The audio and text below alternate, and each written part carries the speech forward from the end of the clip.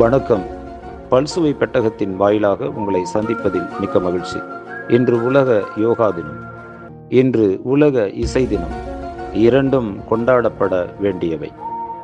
யோகா செய்து பார்த்தால் உடம்புக்கு மிகவும் நல்லது.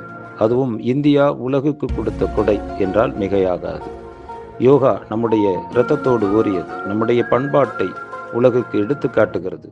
நம்முடைய உயரம் என்ன என்பதை இந்த உலகம் புரிந்து கொள்வதற்கு, உணர்ந்து கொள்வதற்கு யோகா இந்த உலகத்துக்காக அறிவிக்கப்பட்டது. உலகம் முழுவதும் எல்லா நாடுகளும் இதை கொண்டாடுகிறது. ஆகவே இந்தியா இவ்வளவு பெருமையை பெற்றிருக்கிறது. ஒவ்வொருவரும் யோகா செய்ய வேண்டும். யோகா தினத்து அன்று மட்டும் நாம் யோகா செய்துவிடக்கூடாது. அது விளம்பரத்துக்கானது. ஒவ்வொரு நாளும் யோகா, மூச்சு பயிற்சி போன்றவற்றை செய்கிற போது நம்முடைய உடல், உள்ளம் இவை இரண்டும் நலமாக இருக்கும். யோகாவை பின்பற்றுவோம். இன்று உலக இசை தினம். இசை என்பது நம்மோடு பிறந்தது, நம்முடைய மரபு. இசை தமிழ் என்றே நமக்கு பெயர் உண்டு இல்லையா?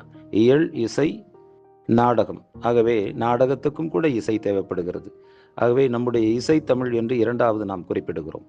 இது 1982 பிரான்ஸ் நாட்டில் ஒரு இசை கச்சேரி நடைபெற்றது. அதற்கு பிறகுதான் உலகம் எங்கும் இசை கொண்டாடப்பட தொடங்கியது. அது பிரான்ஸ் இருக்கு இல்லையா, அந்த பிரெஞ்சு மொழியை ஒரு இசை மொழி என்று கூட சொல்லுகிறார்கள். நம்முடைய மொழியும் இசைதான்.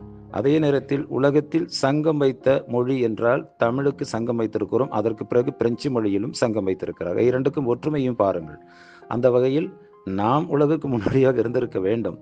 ஆனால் அவர்கள் முந்திக் கொண்டார்கள் என்று நினைக்கிறேன். இசை இல்லாத உலகம் இல்லை. இசை நம்மோடு இருக்கிறது. நம்முடைய தாயின் தாலாட்டில் இசை இருக்கிறது. நம் பிறக்கிற போதே நம்முடைய தாய் தாலாட்டி நம்மை வளர்க்கிறாள். தமிழ் அவ்வளவு உயர்ந்த இடத்தை பெற்றிருக்கிறது. அதெல்லாம் மறுக்க முடியாது. ஆகவே உலக இசை தினம் என்று ஒவ்வொரு ஆண்டும் ஜூன் 21 கொண்டாடுகிறோம். ஆகவே இசை கேட்பதை நாம் மறந்துவிடக்கூடாது. நமக்கு திரை இசை இருக்கிறது, நம்முடைய கர்நாடக இசை இருக்கிறது, இல்லை நம்முடைய கிராமத்தினுடைய நாட்டுப்புற இசை இருக்கிறது. இதையெல்லாம் நாம் கேட்டு வளர்ந்தவர்கள்.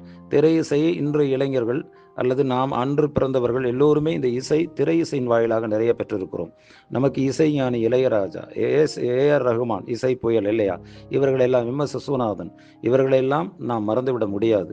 அவர்களெல்லாம் மிகச்சிறந்த இசையை தமிழுக்கு தந்திருக்கிறார்கள். தமிழ் திரை இசைக்கு தந்திருக்கிறார்கள். ஏன்னா பட்டி தொட்டி எங்கும் ஒரு பாமரனும் ரசிக்கிறார்கள், அது திரை இசையாக இருக்க முடியும்.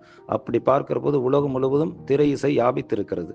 அதனால் ஒவ்வொரு நாட்டுக்கும் ஒரு இசை பாரம்பரியம் இருக்கிறது. நம்முடைய இசை என்பது இசை தமிழ் என்று நான் முன்னே குறிப்பிட்டேன்.